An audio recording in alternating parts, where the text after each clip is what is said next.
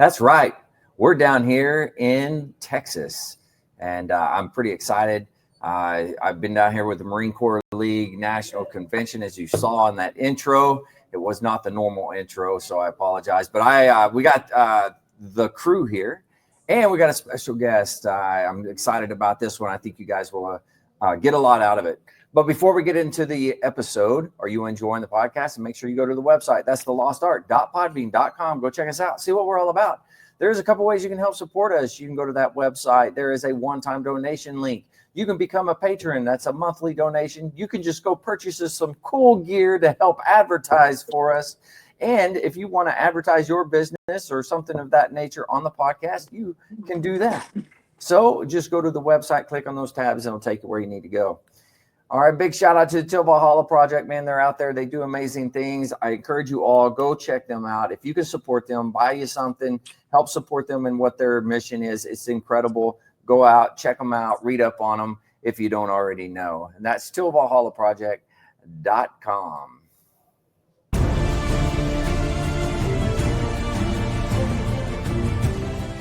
Are you a Marine veteran? Are you missing that bond you had on active duty? Then I have a place for you. Join the only congressionally chartered Marine Corps Veteran Service Organization, the Marine Corps League. Get that brother and sisterhood back in your life. Become one of the fewer, the prouder, a Marine Corps League member.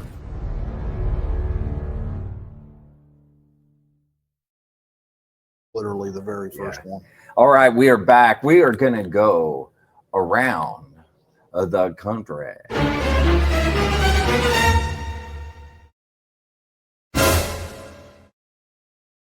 All right, we're back here. I got the crew here. I got our special guest. This is Jerry.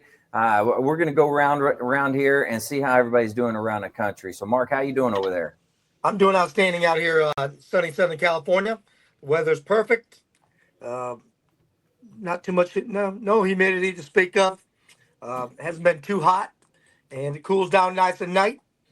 And if it wasn't for the 3 Ps out here, politics, politicians, prices, we'd be set. You'd be in heaven. You'd be in heaven. I like it. Cool. All right, Mike, how you doing? I'm doing good, Andrew. Here in Southwest Georgia, can't complain. It's been a decent work week. I can't, weather's been kind of here or there, hit or miss, rain, but it hadn't been ungodly hot, so I can't complain. Everything's good. Yeah. You've been traveling a lot. It's surprising to see you there with the background of your house. I mean, we haven't seen that in a little while. Yeah, I'm at home, and I got my dogs running around in the background there. You'll probably hear them. That's okay. Duking it out. They're going to sit there and fight at some point in time. I won't have my cats tonight. I'm not going to have my cat. So you're not going to have Cat? No, Cat's not here. Maybe won't climb up on top of me and on my shoulders. So you're going to have to just go without tonight, Yeah, there you go. All right. Well, let's say hi to Jerry here. Jerry, I met him down here at the Marine Corps League convention. And somebody brought him over and was like, you've got to talk to this guy. And I was like, okay, yeah, sounds good. So he started telling me about what he does, which is absolutely incredible. It's called the Dover Detail. And I'm not even going to say anything about it. I'm going to let him do it. But how you doing, man? Doing well. Thanks for having me on. I appreciate it. Yeah, absolutely. This is a good forum to be on. Yeah, I like it. Well, I guess let's jump into it. Tell us a little bit about what the business is, or not business. What would you call it? Service. Tell us what that service is, and then kind of when it started and how it started. Well, back in March of 21, we were presented with an opportunity to help out a Marine that passed away in a nursing home with no family. It should be known that we own a thrift store. So this is the last place that you would think any of this would pop up from, but here we go. The funeral director put out word that they needed a motorcycle escort, they needed flag folders, they needed Patriot Guard or somebody to do the rifle volley, all of that stuff for an honors funeral. So everybody agreed. She sent out a thank you note. And the one thing I noticed in the thank you note was thank you to the nurses for the clothing. So first thing that came to mind was you misspelled uniform. But, you know, I wound up calling the funeral director and asking her, and she said that the nurses at the nursing home actually went out and bought him a leisure suit because nobody else knew what to do or what the man's history was, anything like that. Right. So they did the best that they could with the knowledge that they had. Okay. We had 48 hours to get this Marine's uniform done. He was 1960 to 64, Vietnam. At the time, he was private first class when I got a hold of the thing. And it took us about 48 hours, and my wife and I split up between 4 counties, and we were able to actually get the uniform done, completed on time. And that resulted in this Marine going from not knowing exactly how everything was going to work out to a full honors burial. So Nice. He had a motorcycle escort from the funeral home all the way to, it was probably about 45 miles away from where, you know, the trip started. He had, we actually had a caisson that drove him up. So we had that going for him. The Marine Corps League did the flag folding, and Patriot Guard Riders did the rifle volley. And all of this was contingent on whether or not he was able to get a uniform. So once we supplied that uniform, that tripped everything else into place. The last thing that we had an issue with on that one was they needed somebody to accept the flag.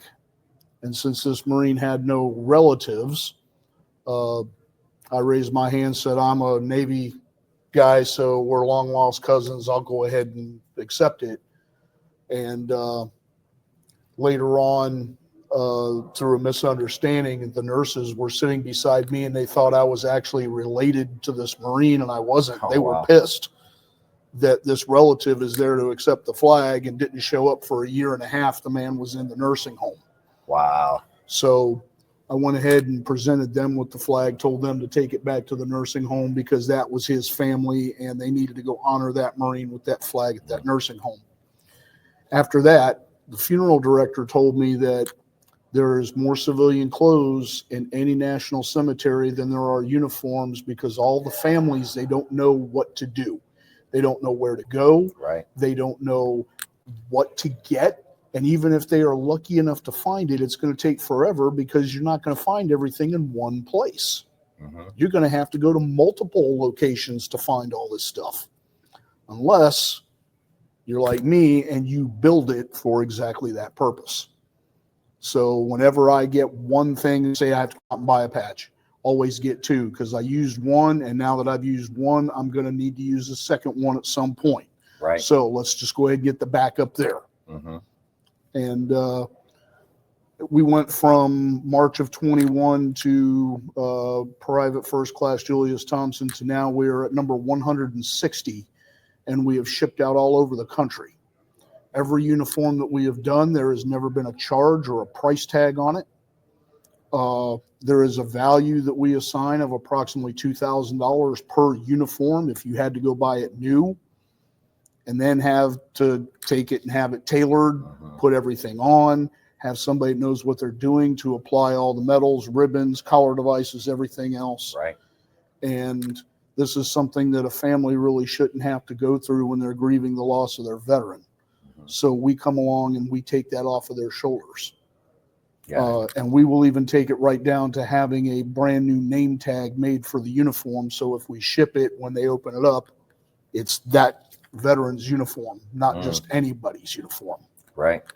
Yeah, that's amazing. And I imagine, you know, when my dad, we put him to rest, he didn't have a uniform, and I didn't even really think about it. I didn't think about that being an option. You know, and that maybe that's something that I should have thought about, but I most definitely did not. Well, doing what I do, one of the little catchphrases I use is, if you're thinking about getting a uniform, you've already waited too long. Okay. You have three major reasons why a uniform isn't around anymore, and that's fire, flood, and ex-wife. All right. All three will destroy a uniform should they get in the mood. All right. Or we kept eating and we didn't look at the Jenny Craig manual on how to stay fit for our uniform, so we outgrew it. If we have enough time and we have enough the ability to work with the veteran, we have no problems with them coming by our shop and actually getting fitted and doing it ahead of time. We have done uniforms for first salutes. We actually did our second uniform for a first salute not too long ago, where grandson was graduating Fort Bliss out in Texas, and he wanted his grandfather, who's a Master Chief Fire Control Technician from the Korean Wars, to give him his first salute. And when you think about it, and I've got pictures of this, he's wearing his Korean War uniform. The Army just went to the old pinks. They brought them back. Oh, so I have a picture of both of these two wearing the exact same era uniforms. Wow. 2 generations apart, going to the parade grounds and getting this picture taken. That is incredible. That doesn't happen if we didn't build that Master Chief's uniform. Right. And if you know anything about uniforms, all of his patchwork was bullion. I gave him the badass wire stuff, not the thread. But we are able to match vintage eras. Oh, wow. We had a guy by the name of Joseph Belafontaine. He was part of the 515th Parachute Company in the Battle of the Bulge. 15 members of his unit went in, only 2 made it out, and he was one of them. So he did all that and then made it to the ripe old age of like 102, and then his family asked us to do his uniform. The only problem was his division patch was outdated, and the only 2 patches left were in his shadow boxes. So we had the family take digital pictures of them, and then I took them to an embroidery shop that I work with, and they reproduced patches that were 70, 80 years old, and we were able to hook the family up with that. So we pay real close attention to detail, and we go all out. Our uniforms are supposed to look like you just pulled them out of the closet. So they're not going to be dry cleaned. We're not polishing the brass. The ribbons might be a little faded, a little stained, a little fluffy around the edges, like they were fraying out. But that just means that there's character and there's miles on that uniform. There is no honor in me going to a base, grabbing uniform, ripping it out of the plastic, and just slapping it together. Nobody earned anything there. Right. But when we're able to take a World War II victory medal that was earned by somebody that was actually there and with that war, and being able to put it on another veteran who lived long past that time, and it was earned by another member of that branch, it wasn't something we went to an Army Navy surplus store and bought a replica of. These are all the real deals. Yeah. Now, when you're getting ready to do this, and obviously you have to get the uniform out of it, you have to do all this. How are you guys actually doing it? Is somebody giving you some material, like giving you uniforms? Right now I have a locker with about 500 complete uniforms from all branches locked away. And the way it works, and I don't mind saying, I'll guilt shame the shit out of people. Right? If you're on Facebook trying to sell a uniform and I come across it and you're close to me, I'll ask you if you want to donate it for funeral purposes, and let's see how you answer that one. Nice. Okay? But it works. People didn't know. And a lot of people don't know that there's somebody that's actually doing this. Right. So once they do know, they're like, what's your address? And then they'll even pick up the postage for shipping it to us. That's awesome. I also put a bounty out on this stuff. Remember, I run a thrift store. So I tell all my shoppers, if you're out in another thrift store and you see a uniform hanging somewhere, get it, bring it to me. I'll either give you the cash that you paid for it and take it off your hands, or we can do some horse trading for whatever I have in the store. Very nice. That way you're not feeling like you're left with something out of your pocket. A lot of people, they do the right thing and just donate it because it's the right thing to do. Right.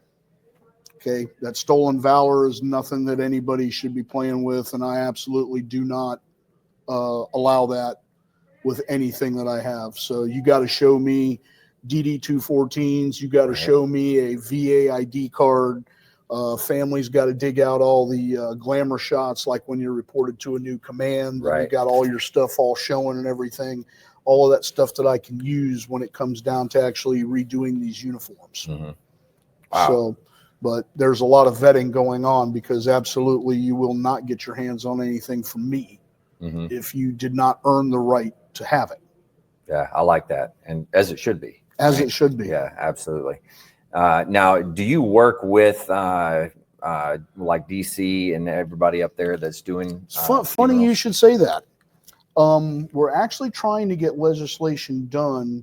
I've had talks with both Rick Scott and Corey Mills.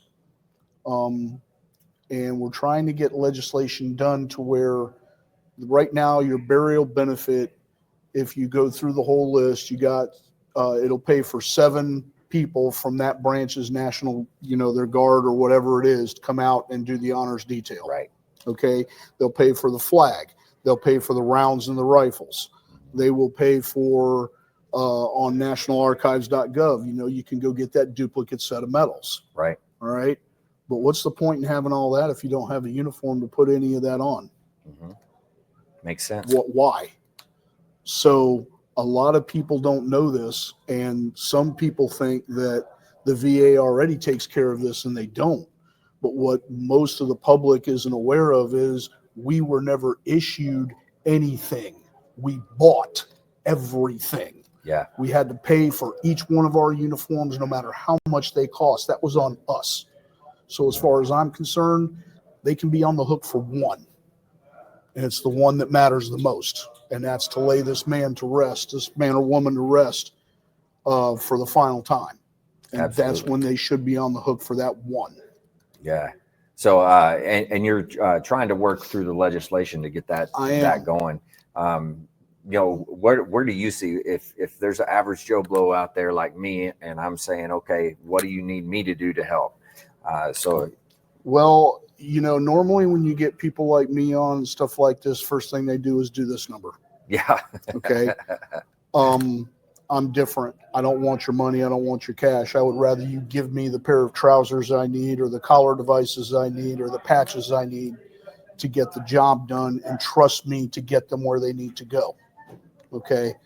When we do this, we mean it. The family always asks, how much is this going to cost? And the next sound you hear is a thud, because I just told them that this doesn't cost anything. There is no charge. And then they drop the phone.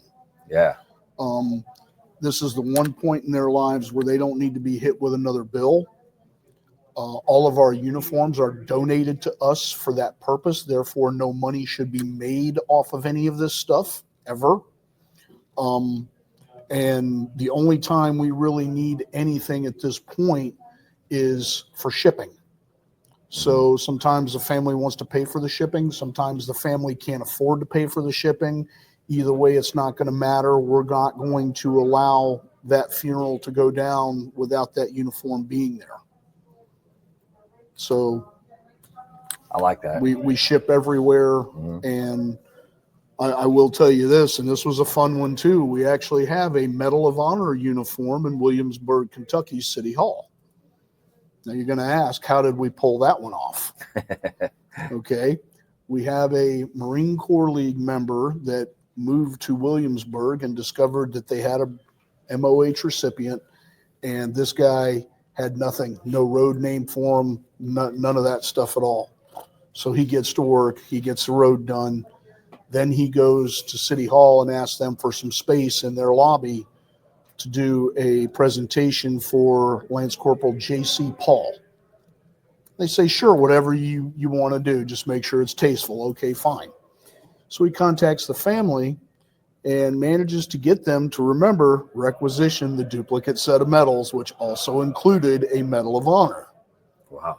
Then they did some legalities and managed to get the Medal of Honor put into the custody of the City Hall for display purposes Oh, for wow. that Lance Corporal. Now, once all that was secured, our Marine up there put the word out he needed a uniform, and he didn't say what it was for. Okay. So he says, all we need is just make sure we got Lance Corporal stripes. These are the amount of hash marks we need, and then the gloves and all the other stuff that went with it. Right. And I had no idea the Medal of Honor was coming. He gets the box 15 minutes after it's out of the box. He's shooting me a picture, sending it to me with a Medal of Honor wrapped around the throat. Wow. So what to take from this? And this is going to get you. Somewhere there is a Lance Corporal that donated his blouse, had no idea that a Medal of Honor was going to be hanging off of it in a city hall. Somewhere somebody donated a pair of trousers. Same thing. Same thing for the duty belt. Same thing for the gloves. Same thing for the cover. Same thing for all of that. Nobody knew that a Medal of Honor was going to be put in with the items that they donated. But my point is this.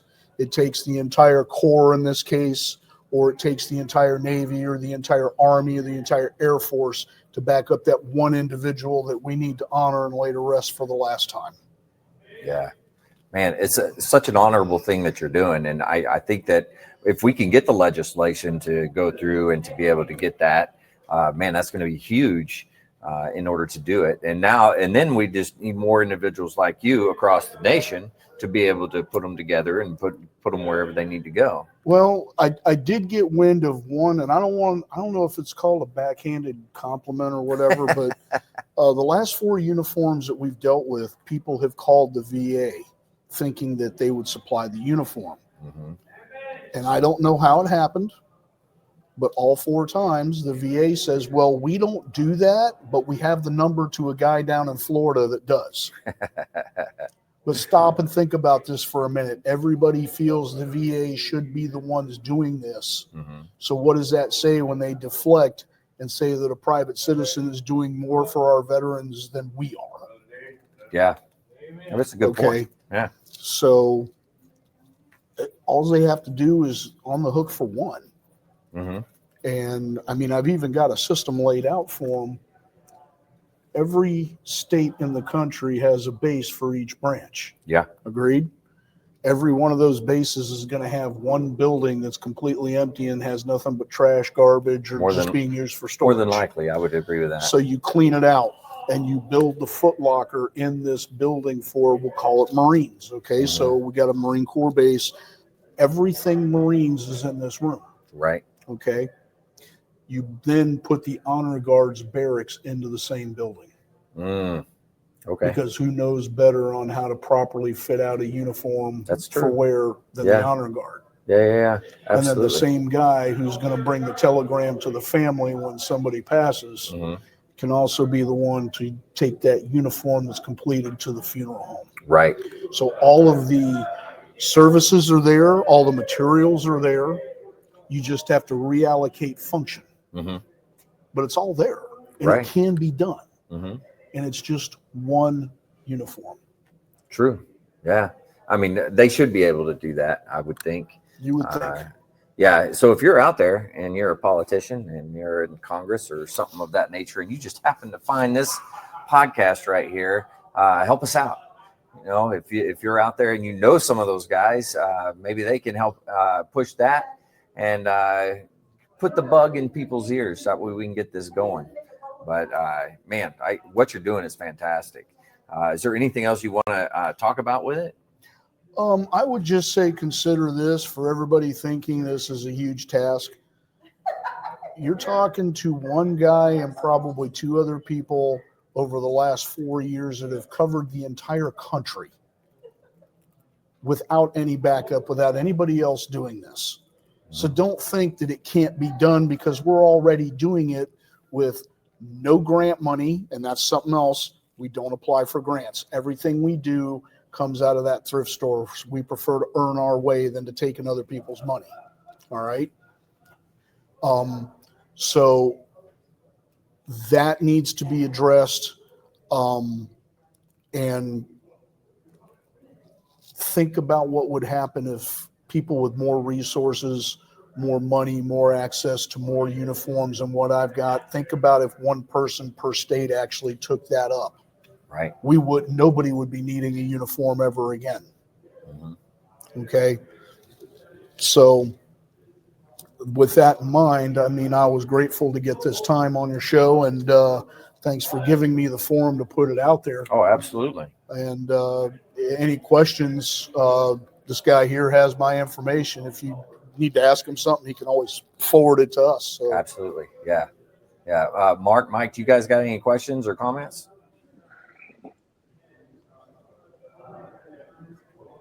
I had to go in and out a little. Did the address of your thrift store get published so we can send stuff? Yes, sir. I'll make sure he gets it. Okay. We do have people from all over the country that I've never talked to. I'll just get 2 boxes of uniforms, show up. People just found the address, didn't tell me they were coming. They just show up, and those are the best ones. But, we don't care if it's dammits. And anybody that had to ever mess with them knows what a damn it is. Yeah, yeah. We don't care if it's the patent leather shoes. We don't care if it's a ribbon rack. The one things that you might have to give us might be the one thing that we needed to finish off the next uniform. Right. Yeah. So we accept any and all. I'll make sure that whenever we post this, we put that the address and all that stuff. Yeah. So we can put your contact info in it as well. Yep. And the phone number that's with my contact info is actually a cell phone number.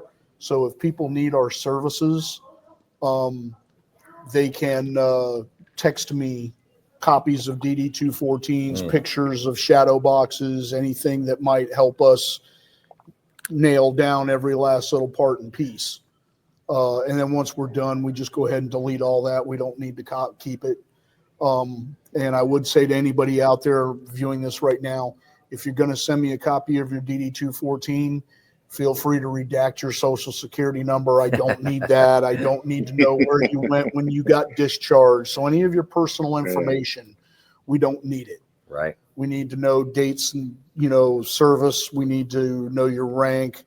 And of course, everything in block, I think it's 13 or 14 for all the awards, medals, and everything else.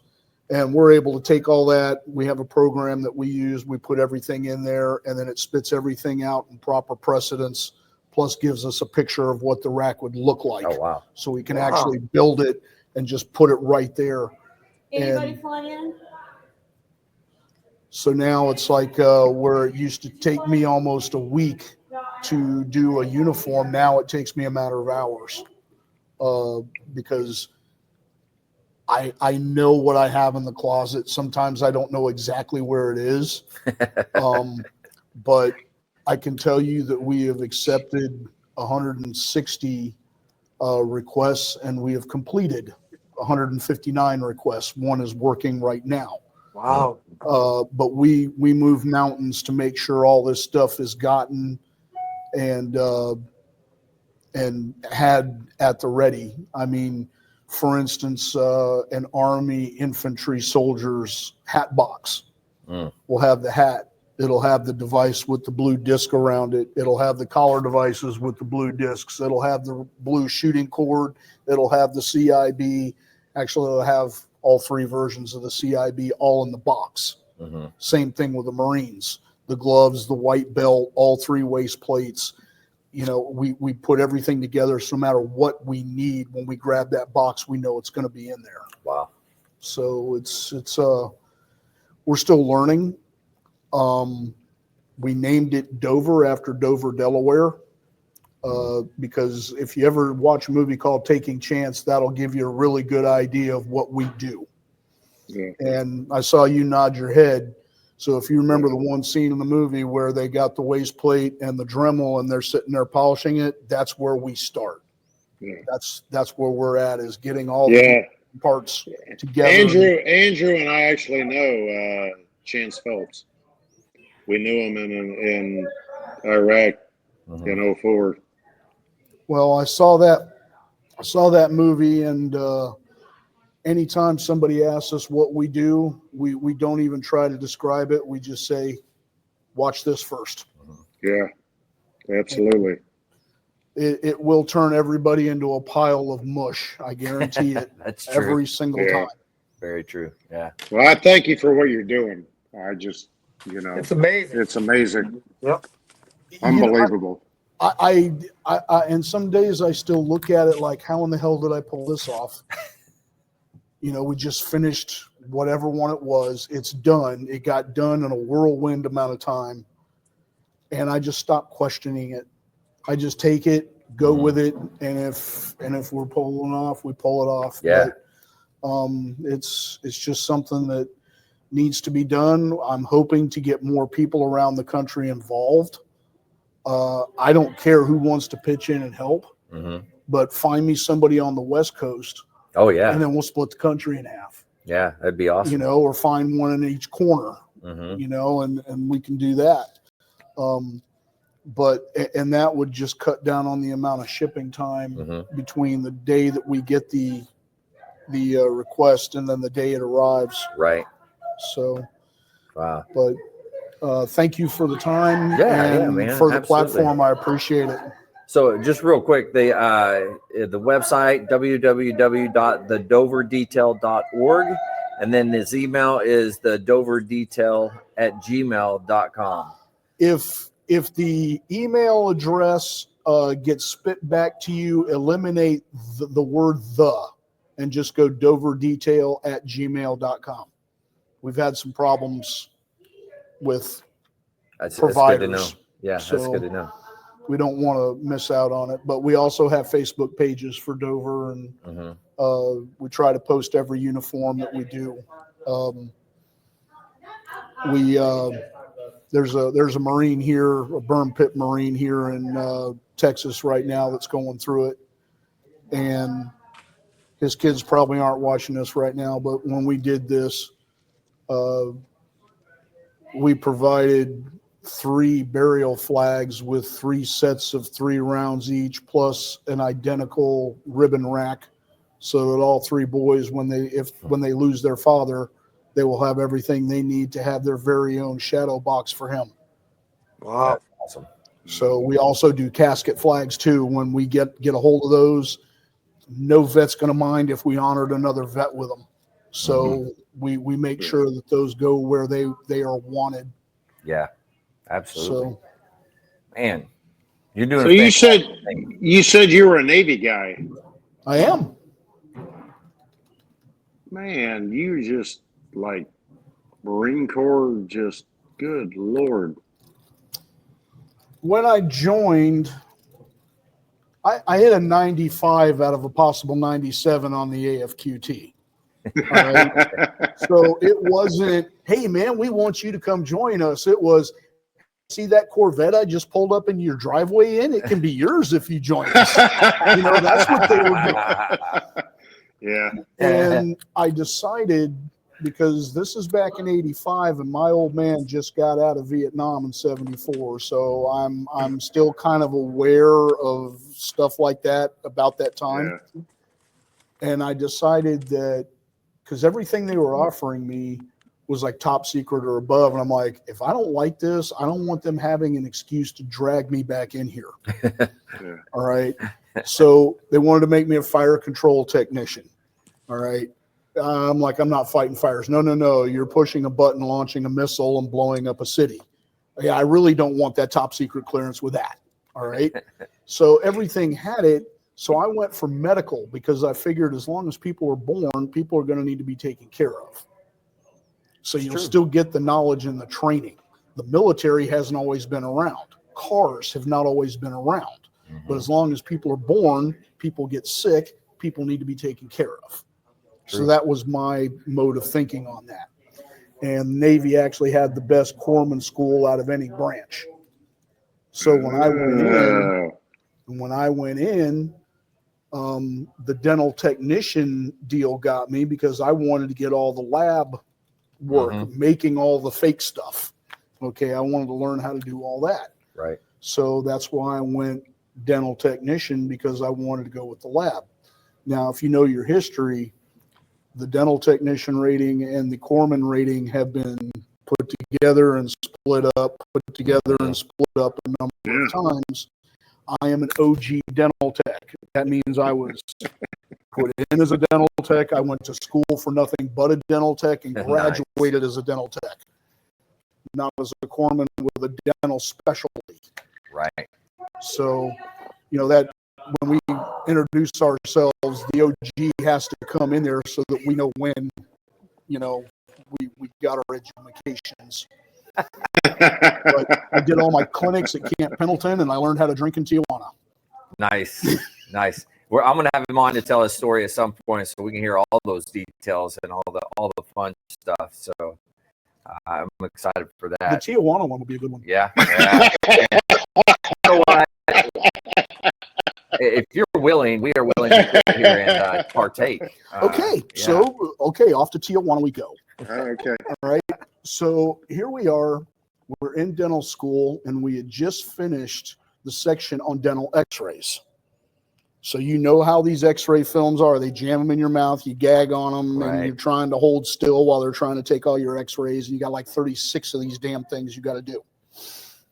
So they just finished up with that module, and they had trained us on how to relax throat muscles and train our patients how to relax so that they're not throwing up or they're not gagging, and we can get our job done. So off to Tilly's in Tijuana on Revolution Avenue we go. Now, Tilly's has this wonderful thing called an instant margarita. All right. Now, there's 2-3 different versions of an instant margarita. What I do know is that one bottle is nothing but tequila. Another bottle is salt water with some lemon juice squeezed into it. And the way it's made is you lay your head back, the 2 bottles go up and over, and they pour it right in down the throat, and that's how you mix your margarita.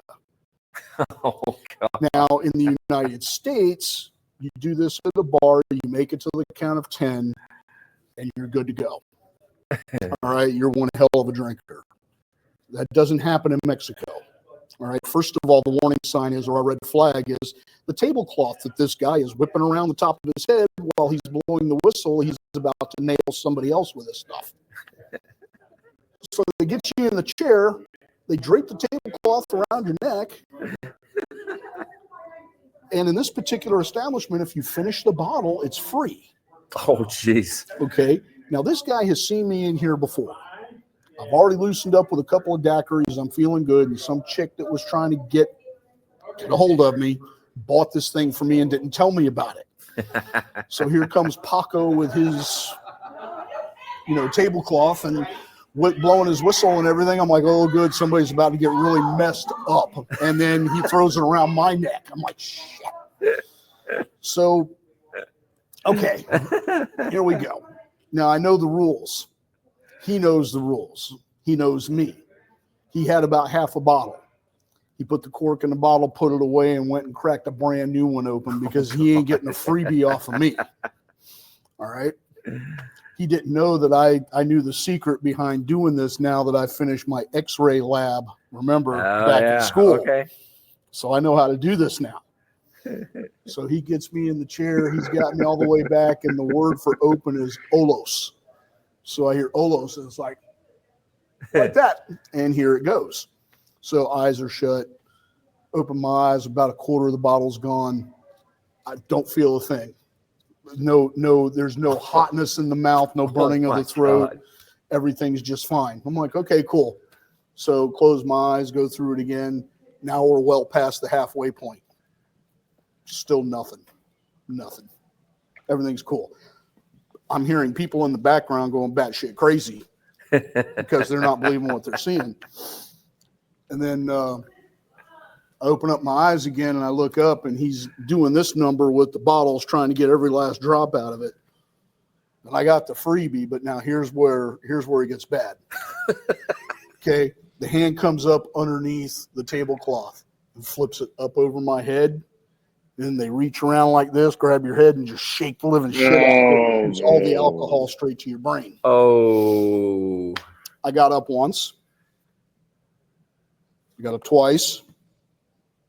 I got up a third time. And the next thing I know, I'm waking up. It's Monday morning in the barracks back at 32nd Street Naval Base. There's a beer on my nightstand with a Post-it note says, "Drink me now." So it turns out a couple of my buddies stopped a cab on the way out of town. They saw me in the back of it, and it was heading for Cancun. Apparently, I got into it and said that Cancun must be really nice this time of year because that's where the driver was going to take me. Oh, my God. It's a long way from Cancun to Tijuana. So I looked at the orders on the beer can. I went ahead and chugged that right away because you don't disobey an order on a Monday morning. Mm-hmm. Yeah. And then I didn't know any better, so I just went ahead and threw my shit on and went to class. And everybody thought they saw a ghost because nobody expected me to even be conscious at this point. And this is the days where we literally had a soda machine on the quarterdeck at the barracks that spit out beer. Yeah. You could get a Budweiser for 75 cents on the quarterdeck. Yeah. Right there. And Mark remembers that, don't you, Mark? You're on mute. It used to be 50 cents.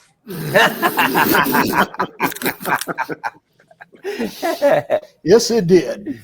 So I will say this, Sergeant Major, you're very aware of this, especially being in California for as long as you did. But this guy's the reason that we are not authorized to go into Mexico at any point in time over the weekend. I'm putting all the blame right here.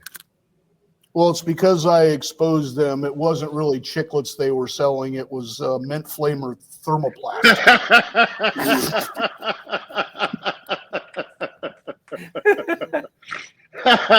Oh, my God. That was good. Yeah. Okay. Gotta love it. But I'm just going to say, man, this has been an absolute blast. Thank you for having me on. Absolutely. It's, hopefully, yeah, we got some humor going on, but I mean, I could tell you all kinds of stories. Oh boy. But Oh yeah. yeah, that one, the Tijuana story, that was a good one. That was a good one. I had not touched tequila since. Period. Yeah. Never. No, absolutely not. You're on your way to Cancun. I still can't afford that place now.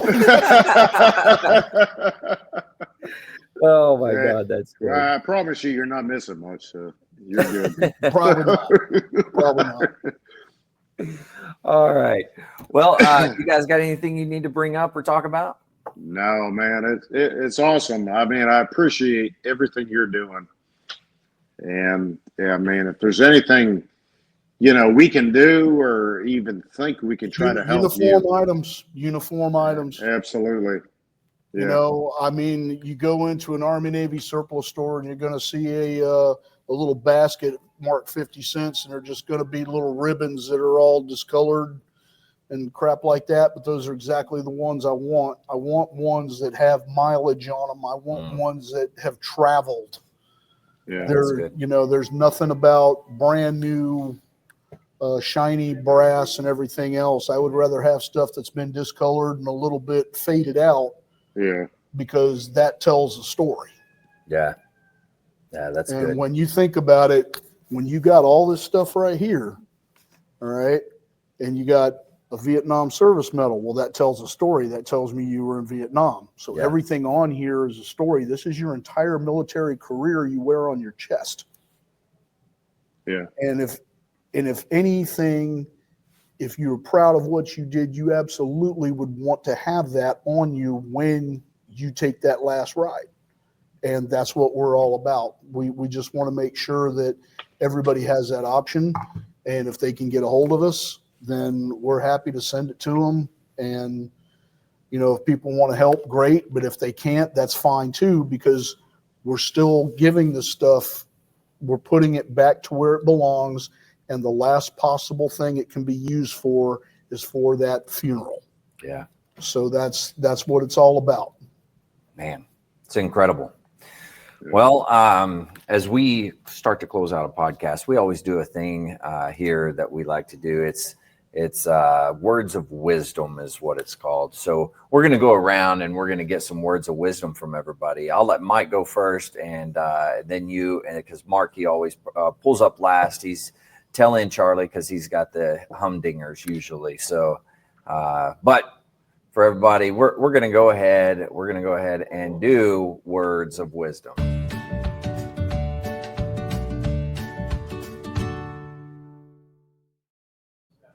All right, Mike, what do you got for us? I feel bad because I actually don't have anything to contribute. I mean, I'm sorry. You should have just made something up. Oh, when in doubt, I won't finish it. So when in doubt, make it up. yeah. I'm sorry. Sorry, No, I don't have anything tonight. I'm sorry. That's all right. Oh man. All right. Words of wisdom. What do you got? For every vet out there that has ever been said, thank you for your service, we have all been tongue-tied at how to respond to that. So please allow me. Somebody thanks you for your service, look at them and say, thank you for being worth it. Because if you took a breath out of your lungs to thank me or any of my brothers and sisters for what we did, you are the one that's worth it. Dang, that's good. That's good. Dang, Mark, I'm sorry. This week's gonna be tough. I don't know. Oof. You bet. I'm gonna quote a Marlboro veteran from a long time ago, but it holds true a lot of times today. God and the soldier we adore, in times of trouble nevermore. When the wrong is righted and the strife is over, when the strife is over and the wrong is righted, God is forgotten and the soldier is slighted. That's good. That was a quote from like the 1500s, I think. No kidding. Wow. Holy cow. But it holds true today. As soon as we put our butts on the line, and then they come back and we come back and they want to forget it sometimes when the whole thing is over. Yeah. Man, so true. So true. Well, hey guys, thanks for coming on and doing this. Much appreciated. It's always good to see you guys. And Jerry, thanks for coming on and doing this for us, showing us this. And this is a great project. If you're out there, phenomenal, man, what you do, Jerry. It's phenomenal. Yeah, Thank you, Jerry. Wow. Thank you. And the best, we don't make any money off of doing this. We don't ask for it. We don't want it. Okay. But the best kind of repayment that I can ever get is what you gentlemen just did, is you recognize the need for it and you're willing to lend a hand or a voice to help keep it going, because there are so many people out there that gave up and just buried them in a leisure suit. And that's not what they had envisioned when they signed that piece of paper, just like all of us did. Right. So true. Thank you for at least taking the time to hear me out. And if you wish to push it any further, write a letter to your own congressman in your own state. Normally, I'm telling everybody to write them just in Florida. No, screw that, man. It's nationwide. Yeah. This is a nationwide thing. So highly recommend that any people that you talk to write a letter to your congressman about what we do and say this is needed, no matter where you're at. Yeah. And you can get more details at the website, right? That's the doverdetail.org. And if you have questions, you can always email him, thedoverdetail@gmail.com, or if it doesn't go through for some reason, just doverdetail@gmail.com. So, but yeah, absolutely. You can do that. Hey, man, thanks. Truly appreciate it, man. It was great to meet you here. I'm having a blast down here. It's been a whirlwind, nonstop. I'm sore. I'm tired from talking. So my throat is sore, but whatever. All right. Hey guys, thanks again. Much appreciated. To all the listeners out there, if you're struggling, need help, anything like that, don't forget the VA has some great resources. You can always dial 988, press option 1. You can always text 838-255, or you can go to veteranscrisisline.net and click on that chat icon. Any of those options will put you in contact with somebody that can help you out. But remember, one veteran life lost is one too many. I care about you. I know Jerry cares about you. Mike and Mark care about you. The whole veteran community cares about you. So please reach out for help. And if you're out there, you're not struggling, reach out to the buddies you served with, ask them how they're doing. If they need that helping hand, please give it to them. All right, one last time, Jerry, Mark, Mike, thank you very much. You guys have a good one. And for all the listeners out there, stay motivated, change your socks.